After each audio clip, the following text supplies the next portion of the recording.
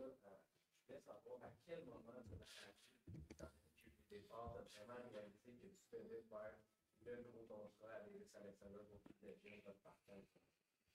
Mais avec le poste que moi j'occupe, il faut que j'adresse le président, mais il faut aussi que j'adresse l'avenir. Éric était assez souvent à des pratiques. Moi, je suis toujours là. Je n'arrête pas de pratique. Puis quand je reviens au bureau d'un environnement un petit peu plus sous contrôle, je suis capable de regarder toutes ces pratiques-là dans mon bureau. Alors, je suis toujours en grande évaluation de chaque joueur, mais en particulier le poste de carrière parce que je savais que j'avais un carrière qui restait une autre année de contrat, puis j'avais un autre jeune carrière que nous, on a formé puis développé, puis son contrat était en échéance. En sachant que probablement, on peut pas, ça sera difficile de garder les deux. Alors, je dirais, ça fait quoi, 1 mois et demi, 2 mois que je travaille là-dessus, puis ça me travaille un petit peu entre les deux oreilles aussi.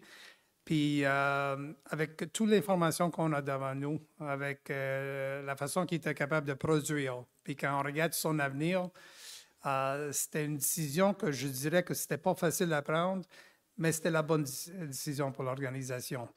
Puis, comme je dis, ça adresse le présent, puis ça adresse aussi l'avenir. Alors, c'est une décision que je pense que ça va nous aider à long terme, c'est sûr et certain. Mais comme ancien coach, puis je comprends comment les coachs voient tout ça, les coachs veulent gagner aujourd'hui.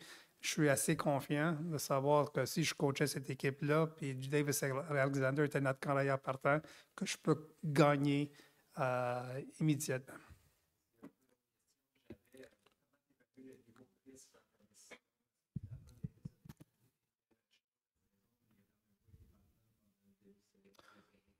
Écoute, il y a toujours des risques. Comme il y avait, ça fait 2 ans quand j'ai engagé Jason Moss, il y avait du monde qui pensait que ça, c'était un risque.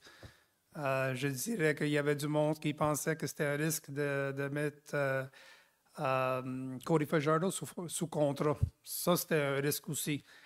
Mais je dirais que c'est un risque calculé. Puis, écoute, je le dis assez souvent en anglais. Scared money doesn't win at the casino.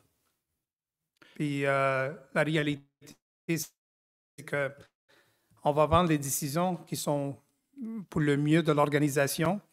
Puis je suis très confiant dans cette décision qu'on a prise. Puis, si à un moment donné, tu as peur de prendre une décision basée sur le fait qu'il y a un petit peu un inconnu dans tel dossier, mais comment tu fais pour progresser, puis à un moment donné, tu vas te faire dépasser. Puis, comme j'ai dit, on a toute l'information qu'on a besoin devant nous. On a un excellent staff d'entraîneurs. On a Jason Moss, on a Anthony Cavillo, 2 anciens carrières qui ont eu beaucoup de succès dans la Ligue canadienne. Puis, comme j'ai dit, ça fait 3 ans. C'est pas quelqu'un qui est là depuis 3 mois. Ça fait 3 ans. Il y a une connexion entre Davis et l'équipe, en particulier les joueurs à l'attaque. Je pense que tout le monde l'adore. Puis tu vois son niveau de compétiteur, c'est exactement ce qu'on a besoin, puis on est content de l'avoir pour les prochaines années. Merci, Danny. On va y aller avec Frédéric Daigle, Nicolas Richard, Herb Zukowski et Pablo. Hi, Davis Frederick from Canadian Press. Congratulations on the new contract. Was it the only possible outcome for you, a new contract, or you would have left? Well, I think I would have had to because I was free agent. So. But the contract in these conditions.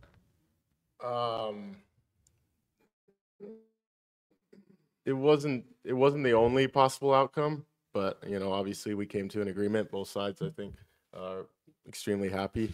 Yeah, it probably wasn't the only outcome, but it worked out the way that I wanted it to, and the way that they wanted it to, and yeah, I'm thrilled to be back. Danny, évidemment, là, tu nous disais au bilan que cette organisation-là n'a probablement pas les moyens de payer 2 corps arrière avec un salaire de corps arrière numéro 1. Est-ce que ça veut dire que dans les prochaines semaines, Cody Fajardo devrait être libéré? Bien, nous, on est en train de vivre la même situation que les Lions de BC ont vécu récemment. Alors, tu ne peux pas avoir de carrière avec des salaires de partant. Alors, c'est sûr que l'appel qui était un petit peu plus difficile, Ça s'est fait, je pense que c'était mardi soir, si je ne me trompe pas, ou mardi après-midi avec Cody. On a parlé en détail, moi puis lui. Il comprend la situation, il comprend comment on s'est rendu à cette décision. Mais la chose qui est très importante de tout ça, c'est qu'on va aussi faire ce qui est mieux pour Cody Fajardo dans les prochains jours ou dans les prochaines semaines. Il y a d'autres discussions, d'autres options qui sont disponibles pour lui. Puis moi, je vais continuer de rester en contact avec lui parce que j'ai énormément de respect pour Cody. Énormément pour tout ce qu'il a fait. Ça, c'était un carrière qui s'est fait dire qu'il n'était pas assez bon d'être un partant dans la Ligue canadienne. Puis on l'a amené à Montréal, puis on a vu qu'est-ce qu'il était capable de faire. Il a gagné beaucoup de matchs pour cette organisation, puis il a gagné une Coupe Grey. Puis dans ce match-là, il était le joueur le plus utile. Alors, je vais être toujours reconnaissant envers Cody, puis c'est la raison pourquoi je veux tout faire pour l'aider. Nicolas Richard, ensuite Herb Zukowski, Pablo et Geneviève Tardif. Salut Danny. Pour compléter la première question d'Éric par rapport au moment où vous avez pris la décision, est-ce qu'une victoire contre Toronto aurait changé votre décision? Je ne sais même pas si j'ai besoin de vous... aussi comment je voyais tout ça. Parce que moi, je me suis mis dans une situation assez difficile pendant tout ce processus-là. Parce que je me suis dit, si jamais on gagne contre Toronto, on s'en va à BC, on joue Winnipeg, on gagne la Coupe Grey, puis Cody est le joueur le plus utile. Tu fais quoi là? Alors, avec tout ça c'était le scénario probablement le plus difficile. OK? Puis même pendant ce temps-là, pendant cette période de réflexion, j'étais assez chanceux d'échanger avec du monde que je considère des mentors dans ma vie, dans le domaine de football, que ce soit Wally Bourneau, même Tom Gamble, qui se trouve avec les Jacks de Jacksonville. Puis j'ai partagé tout ça avec eux. Encore aujourd'hui, même avec un tel scénario, ça sera difficile de pouvoir faire ce qu'on est en train de faire aujourd'hui. Parce que c'est un jeune qui a probablement 8 à 10 ans devant lui, comparé à un scénario où on s'est fait dire que c'est un an à la fois. Alors, dans telle circonstance, ben, tu veux prendre des décisions qui sont mieux pour l'organisation. C'est comment on s'est rendu où nous sommes aujourd'hui. Yeah, for Davis, maybe. Did you have the chance to talk with Cody? Yeah, Cody and I, we exchanged some text messages back and forth. I think him and I, we have a tremendous amount of respect for each other. It's a tough situation, but I don't think that there was any love lost between us. I say I wish him the best and wish him the best for him and his family. And he said, basically, he's always gonna have my back and respects the heck out of me. And I think that'll be a lifelong friendship. And he's helped me grow as a person, as a player, as a quarterback, as a leader. For the 2 years I get to spend with him. He's just been tremendous in helping me in every single way. And, I can't thank him enough for what he's done for me. Herb Zukowski. On July the 11th, I think, Davis, you know what I think about you. On July the 11th, Cody Fajardo suffers a hamstring injury at the end of the first quarter against Toronto. And the coaching staff, in its infinite wisdom, puts Caleb Evans into the game. And it looks like on July the 11th, and even on July 25th for the first half, like you have no future with this team. Now, all of a sudden, we're sitting here today, and you are the future. How surprised are you by the turn of events? And did you think at that time that you had no future with this team? Yeah. I mean, I don't think I ever believed that I didn't have a future here. I know that, you know, Danny brought me in himself. You know, he's the general manager. He scouted me from Portland State. It's not like there was a change of general manager since I've been here, since I've been to the CFL. You know, and Danny and I have had great talks for the past 3 years. He's always had my back. Sure, you know, I'm a competitor. You know, there was some frustrating times. I mean, you know, we had conversations, you know, during that time, before that time, you know, the year previous to, you know, how can I get better? You know, how can I get myself a shot? And, you know, honestly, Cody told me the very first thing he actually told me when he got here was, just you got to be ready for your opportunity because, you know, they don't come too often in this league. And if you do and you take advantage of that opportunity, you know, your life can change just like that. So, you know, I said it all year. When I was a third string, when I was on practice squad my first year for the first couple of games, you know, you always prepare like you're going to play because you really never know what can happen, right? You know, even if you're third string, you're essentially 2 plays away. Unfortunately, right? So I never doubted myself. I never doubted my future here. Sure, I can say that there were frustrating times, but you got to persevere and you got to, you know, give these coaches a reason why you should be playing. So Danny, you were 5-0 on July the 11th. Cody gets injured, and it looks like he's on his way to an outstanding player award. Certainly he struggled at times when he came back, but why is this organization so quick to move on from him? I think you got to take a look at the bigger picture here, Herb. It's not so much moving on. You can possibly adopt a mindset or an attitude that you're year to year at certain positions. You know, maybe at receiver or at DB or you know, any other position. But it's very difficult to have that type of mindset at the quarterback position. Just because of the importance of the quarterback position. I mean, you've been covering this team since '97. You've seen how many quarterbacks have played here, especially after AC retired. And it could set you back. It could set you back, you know. Even in a 9-team league, when you go 5 years without making the playoffs, I think 4 or 5 years without making the playoffs, it can set you back. So there's something to be said about having the right guy under center. And when you feel like you have the right guy under center and you think you can potentially get on a run at the tender age of 26, you don't want to live year to year at that position. So that's how we came to the conclusion that we came to, and that's why we're here today. Pablo Herrera, Geneviève Tardif, Dire mais juste Benoît Rio. Just to follow, because you said it in French, but how did you deliver the news to Cody? And also, did you already started having discussions about, you know, lowering his salary for next season in order for him to stay with the team? Well, how did I deliver the news? Well, I mean, it's like everything else, right? I mean, you just have to make sure that, you know, you consummate a deal. The deal was signed and sealed and delivered. It was returned, and then I picked up the phone, called up Cody, and I walked him through this whole process, how we came to this conclusion, how we came to this decision, and you know, and he expressed how he felt about it, and it was a great conversation.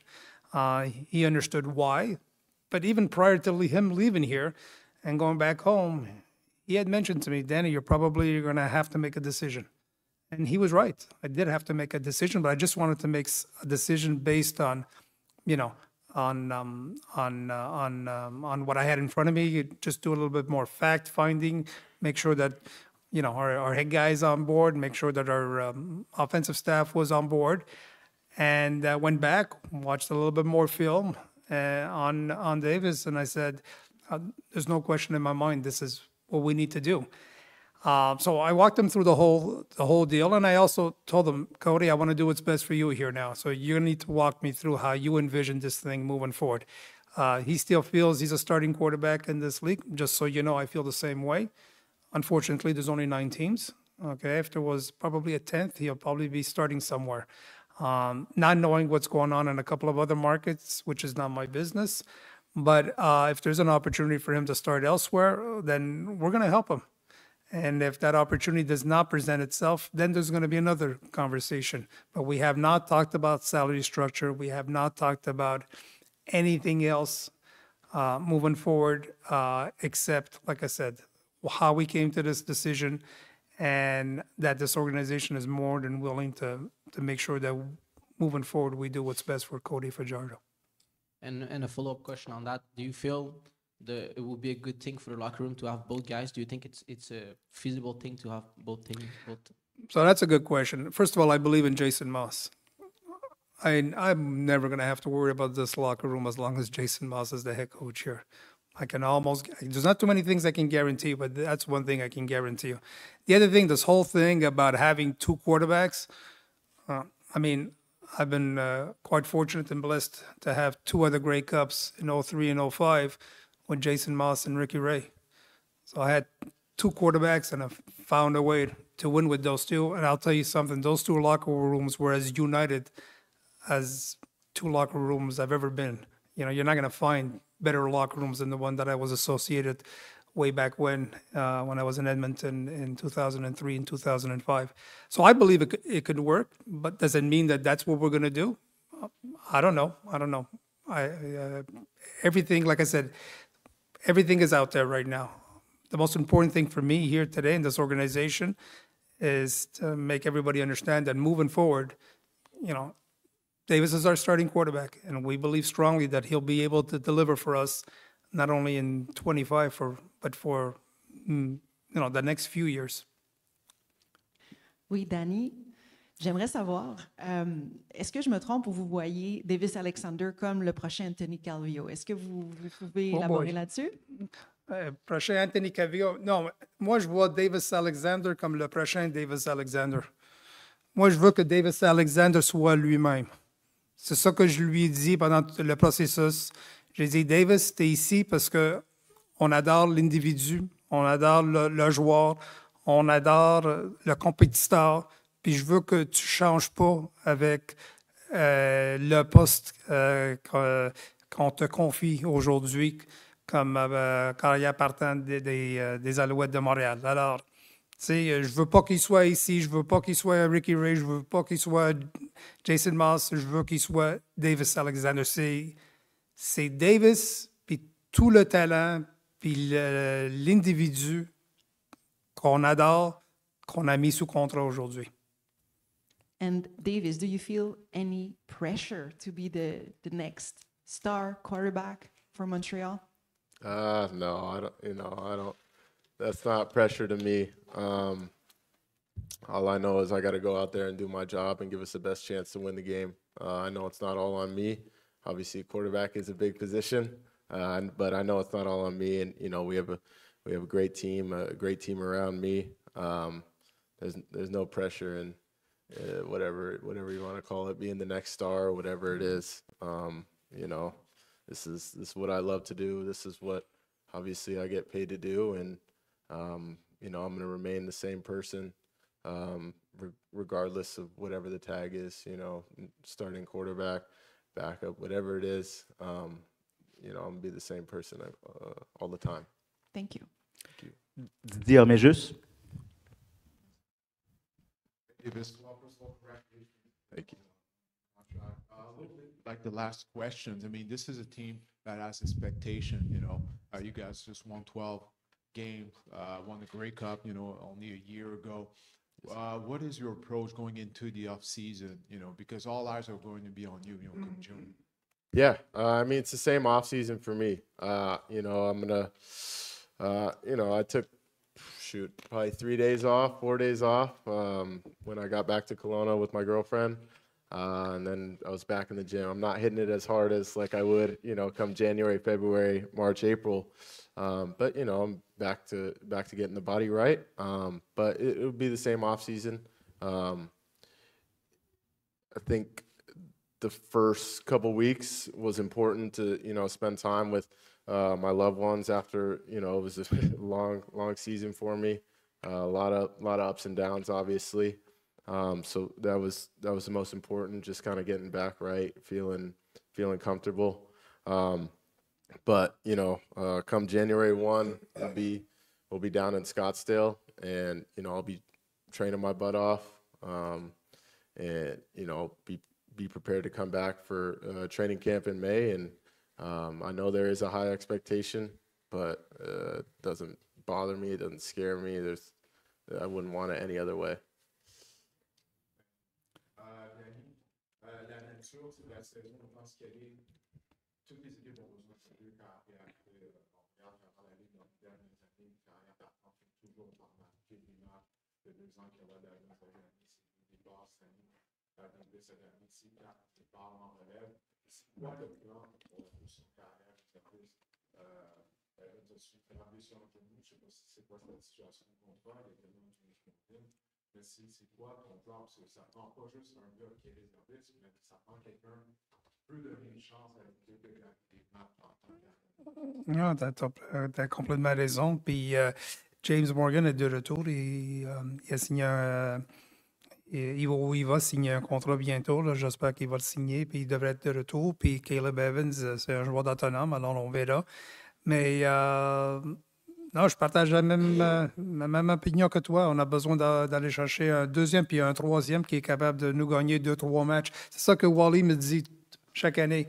C'est mieux d'avoir quelqu'un à l'interne qui est capable de te gagner 2-3 matchs pendant l'année parce que ça se peut qu'à un moment donné, tu vas en avoir besoin, qui embarque sur le terrain puis est capable de livrer. Alors, on travaille là-dessus. On travaille là-dessus. On verra où ça va nous amener. C'est sûr qu'il y a d'autres discussions qui s'en viennent dans les prochaines semaines avec notre staff d'entraîneur puis nos dépisteurs. Puis, on va aller chercher quelques solutions. Ma dernière question, c'est concernant la situation du contrat de David Côté. La semaine dernière, Malta a signé une prolongation de contrat. Alors, en ce moment, c'est quoi la situation? Est-ce que Malta a pris l'honneur le partant ou est-ce que ça va être une compétition entre lui et David Côté? Pendant qu'on se parle, Maltos est le partant. Est-ce que ça peut changer la semaine prochaine? Peut-être. Mais pendant qu'on se parle, Maltos est le partant. Puis, d'après nous, la direction, je pense qu'il l'a mérité.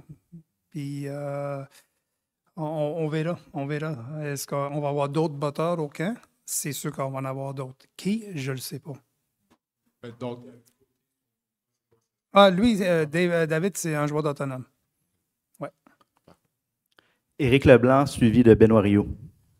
Davis, this season you were able to show some very nice things on the field, but you also had to go through a very difficult moment personally. And I'm pretty sure that your teammates were really impressed by the way you handled that. So I was just wondering, when you signed that contract, you know that you're the starter of the Montreal Alouettes. I'm pretty sure you were thinking to your father. Can you just go through that moment personally that you lived? Yeah. No,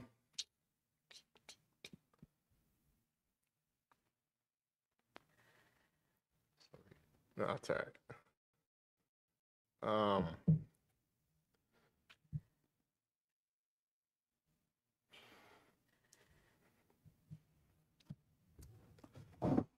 Yeah.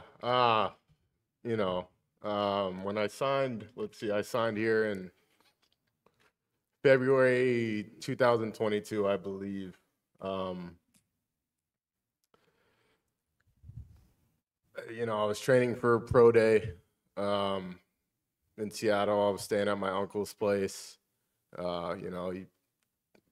kind of took me in and let me, borrow the car, all that type of stuff, paid for all my food, all that type of stuff. My only worry was I had to fill the car with gas. So I'd go train for 8-9 hours. That during that time, it's pretty intense, right? You're kind of fighting for your career. So you train for 8 to 9 hours a day. I'd get done training and I'd go DoorDash, Uber Eats, just to make sure I could, fill the tank. And February, my agent, my agent Cameron, I was pushing on him since November, December, trying to get Danny to sign me. I'm like, I don't, NFL's whatever, just get me to the CFL, get me to the CFL. And when I finally got the call from Cameron and I got the contract in my email, you know, I just remember, you know, tears in my eyes and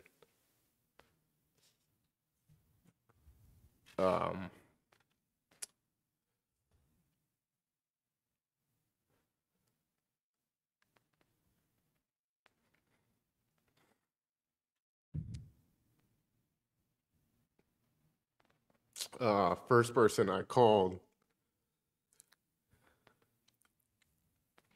was my dad.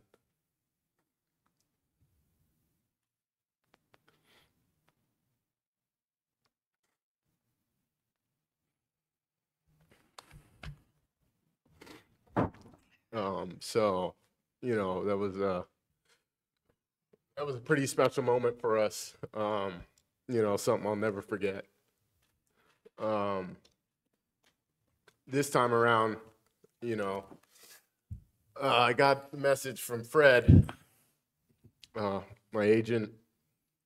You know, he shot me a text. You know, he was meeting with Danny. He shot me a text and said, hey, be ready to fly out Wednesday for your press conference Thursday.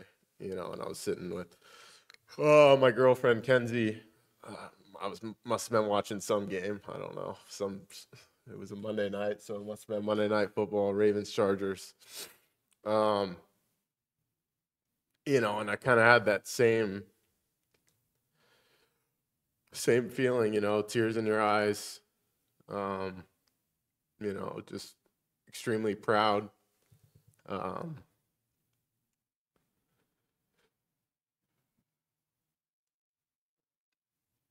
Obviously a little different this time around. But, you know, I have, you know, greatest support system in the world around me. You know, I called my mom, my stepmom, my brother, or texted, I think. I didn't want to call at the time. I kind of handled all that the next day. But my brother sent me a really long, you know, special message. And then obviously I got to talk with my stepmom, my mom, the following day. You know, even though he's not necessarily with me, you know, I know he's obviously still with me forever.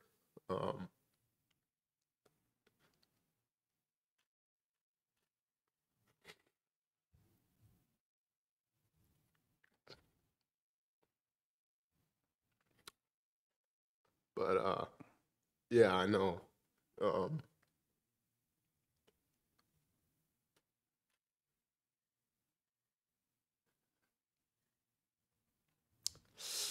That he, you know, he's extremely proud, and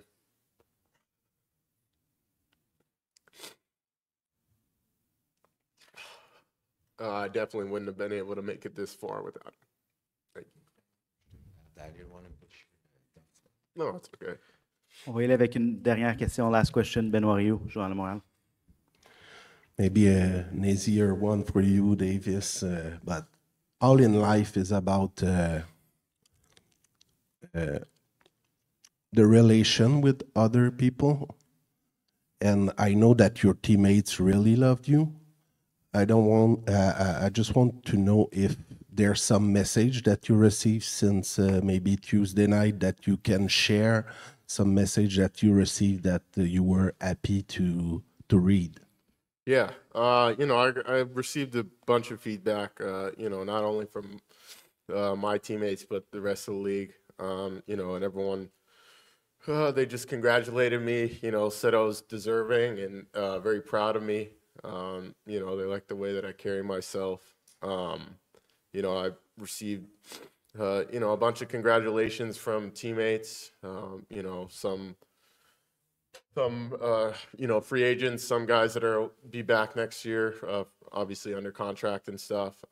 You know, it's great to hear from those guys, and you know, they're, again, like I said, they're very proud of me, very happy for me, and yeah, you know, I heard from, you know, Tyson and Shed, Sneed, Ruffin, Walter Fletcher, Jamar. I mean, a whole bunch of guys, right? A whole bunch of guys congratulating me. But yeah, it's just some happy, proud messages. You were a model of resiliency since you're here in Montreal. How the fact to comes from university,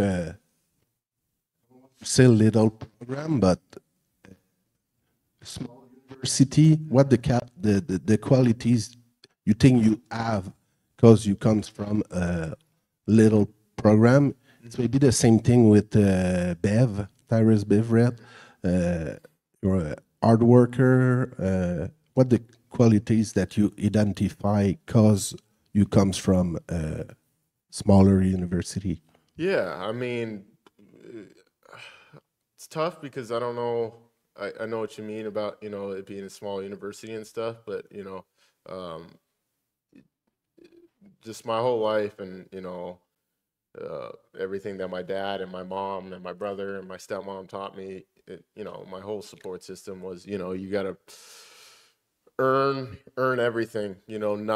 Absolutely nothing is given to you. And I'll forever be that way, and I don't see it ever changing. And I guess it is a little bit magnified when you do come from a smaller school. Maybe it's that much harder to possibly scout me or find me because I went to a smaller school. But these guys do a great job, obviously, finding guys like Bev and there's a handful of Cole Speaker, right? D3 Wisconsin lacrosse. I mean, but just you got to earn everything, and life can change so fast. Your spot can be gone, and nothing's guaranteed, especially not in professional sports, right? So I think that's what kind of keeps me awake at night. That's what gets me up in the morning, and that's why I choose to work so hard, because I know that your life can change so fast. And I'm forever grateful for the opportunity, forever thankful. But it doesn't stop here. I've got so much more to prove, not to anybody else, to myself. And I can't wait to do it. And like I said, I'm thrilled to be a part of this organization, and I just I'll forever stay the same, and I'll still work my tail off. I want to play until I'm freaking 45. It's funny, I know, but I really do mean it, and I'll do anything I can to make that happen. Thank you and congrats again. C'est ce qui complète notre conférence de presse. Thank you, Danny Maciocia. Thank you, Davis Alexander. They will be both available for interview. Merci à tous. Merci aux employés des Alouettes qui sont venus aujourd'hui. Merci.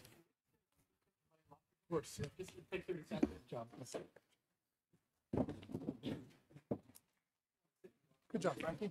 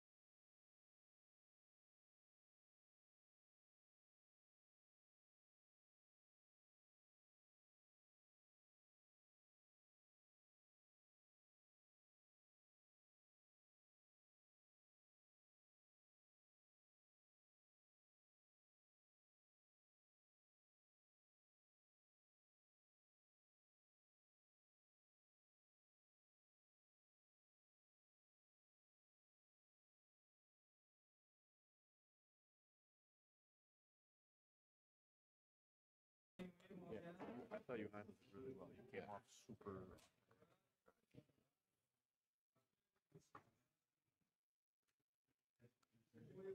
On roule? Excuse, oui.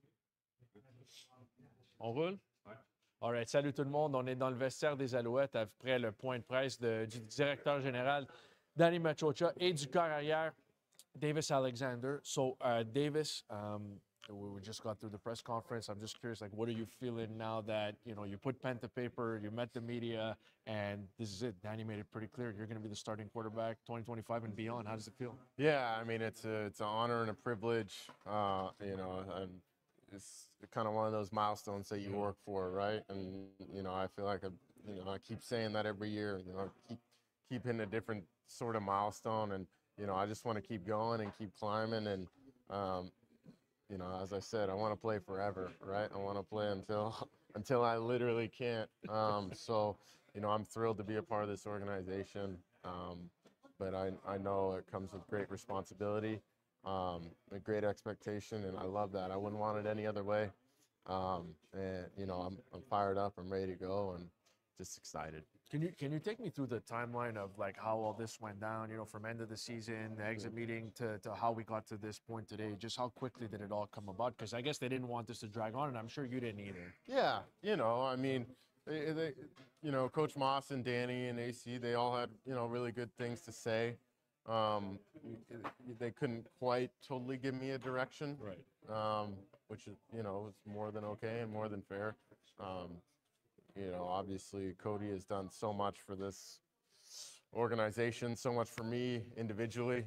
You know, I can't speak highly enough on him. You know, like I said earlier, you know, he knows what he means to me, and like I said, I don't think there's any love lost there between him and I. You know, we had a quick text conversation afterwards.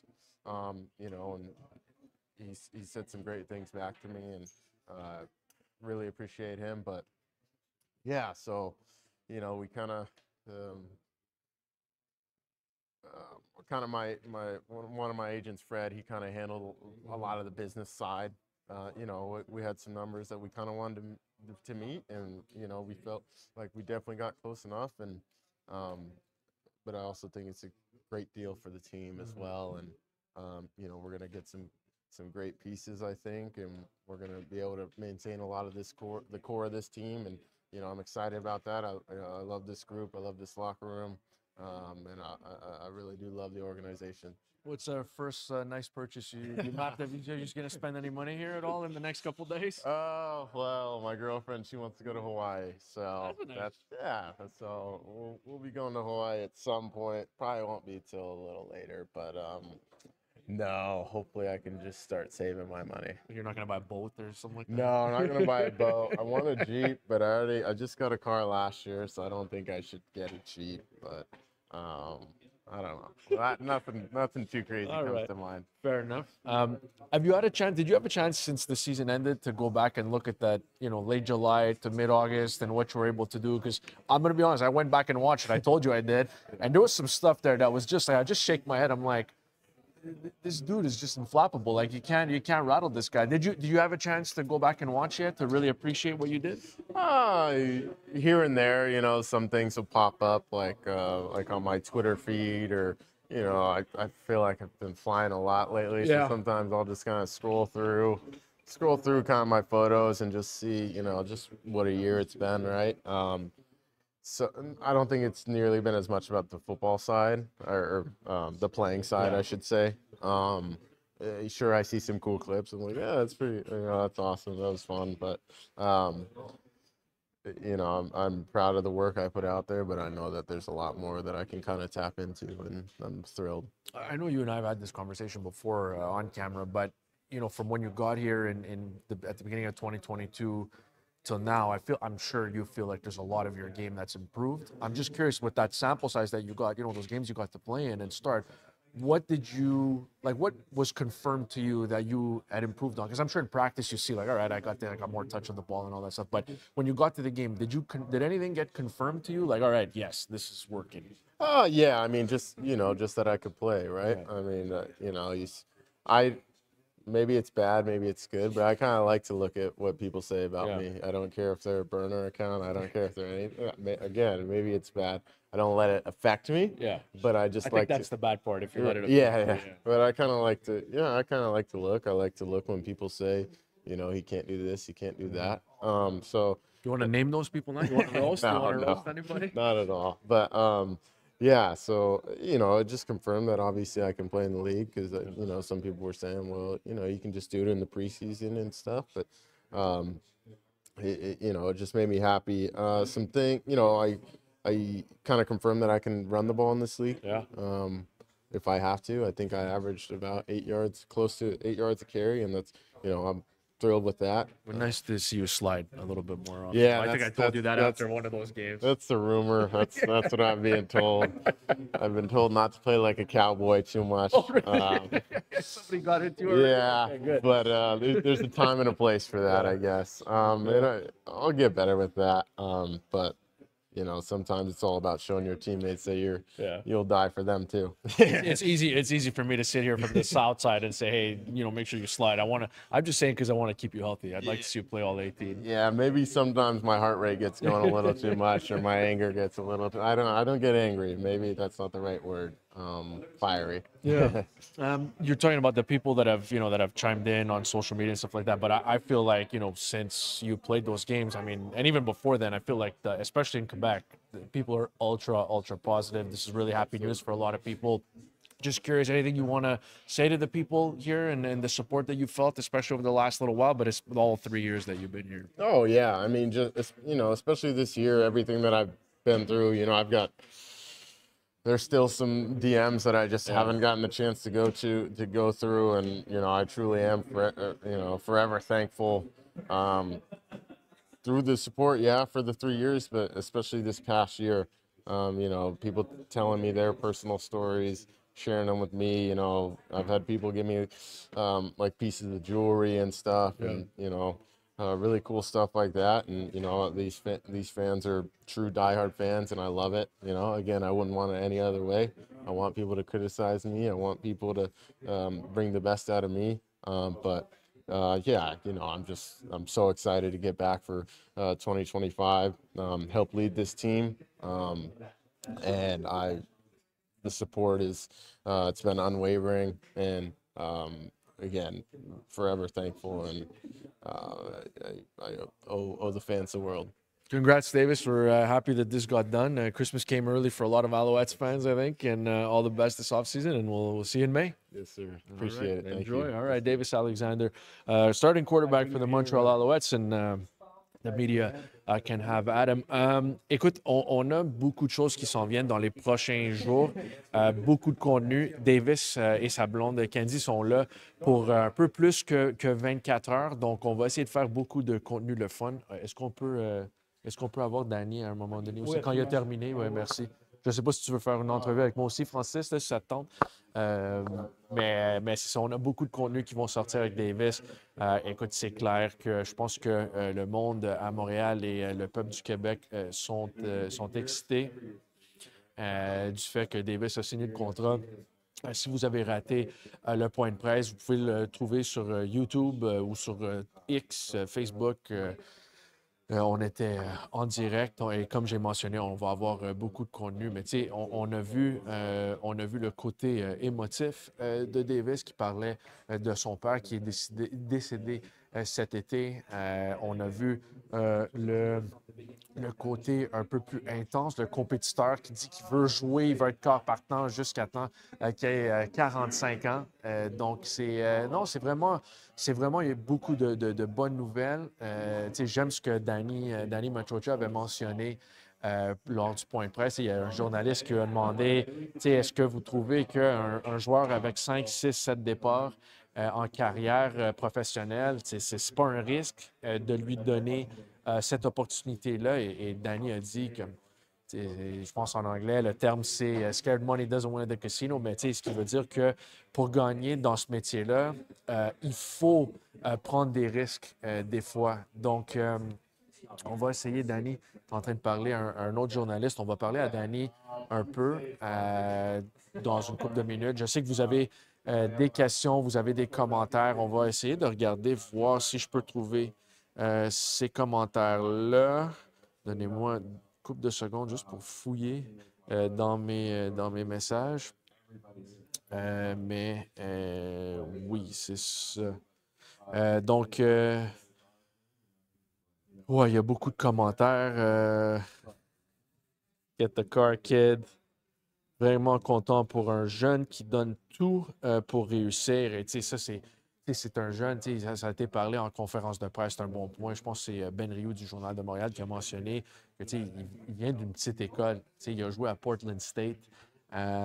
Et c'est pas comme, tu sais, il y a des joueurs, et écoute, c'est pas des mauvaises choses ou quoi que ce soit, mais tu sais, il y a des gars qui viennent de Ohio State, du Michigan, qui jouent à des gros programmes où c'est très facile, où c'est plus facile pour eux autres de se faire valoir ou de se démarquer quand on joue pour un grand programme de football. Mais tu sais, lui, il a travaillé au Portland State.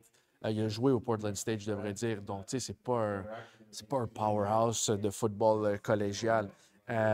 Mais, tu sais, c'est beau de voir un gars qui vient d'une petite école, qui a pris 3 ans pour vraiment développer, améliorer son jeu. Il a travaillé avec 3 entraîneurs-chefs différents. Tu sais, je sais que lui, Davis et moi, on a eu des conversations sur le podcast des Alouettes.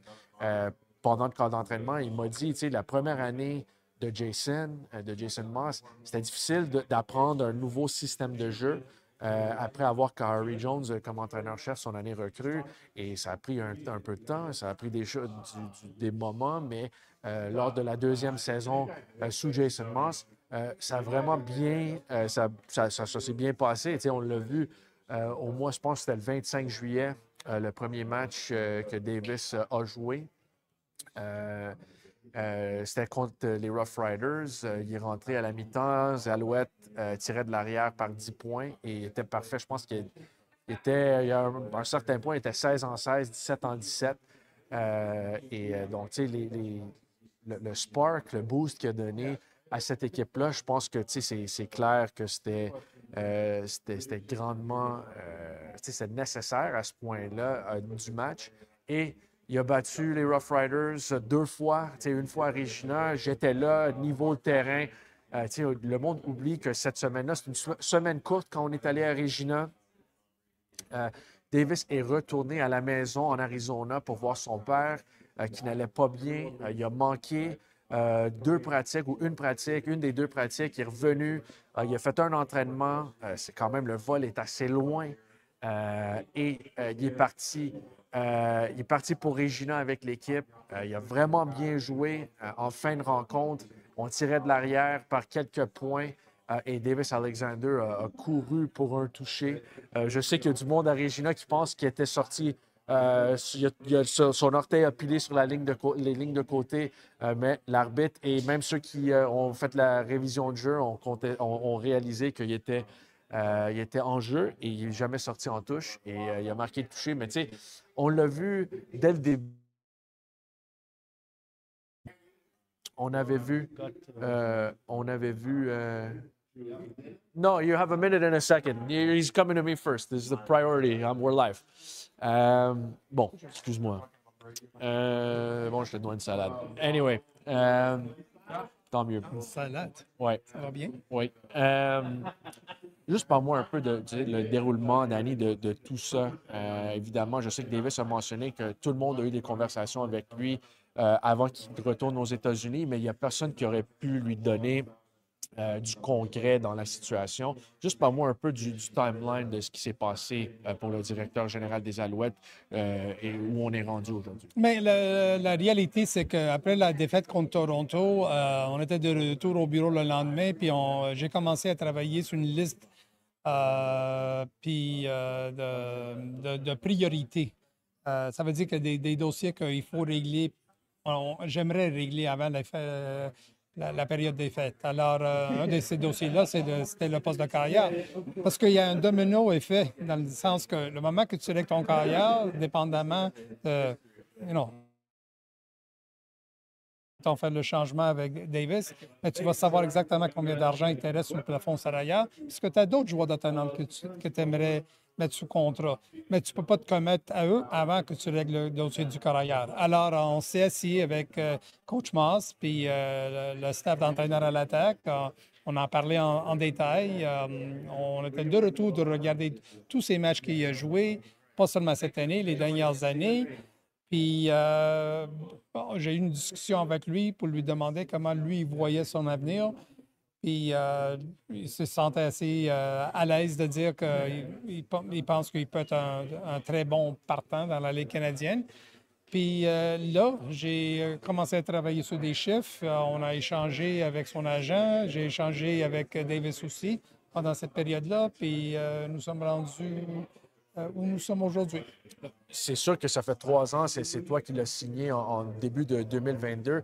Et je sais que tu as vu tous les pratiques, mais qu'est-ce qui t'a confirmé pendant le 25 juillet et le 16, ou même la fin de la saison, parce qu'il a joué en fin de saison aussi? Qu'est-ce qui t'a montré, qu'est-ce qui t'a démontré en deuxième moitié de saison avec les Alouettes? Bien, il a toutes les qualités. Il est capable de distribuer le ballon. Il a un bras très puissant.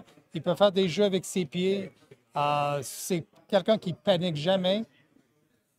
Il adore le compétitionner. C'est un compétiteur comme ici, puis probablement comme Jason Moss. C'est quelqu'un qui adore de compétitionner. Tu vois même à l'interne du vestiaire, quand on a des petits...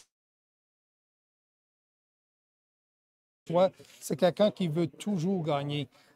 Puis la façon qu'il se prépare, même en sachant qu'il était le réserviste, il se préparait chaque semaine comme s'il était le partant.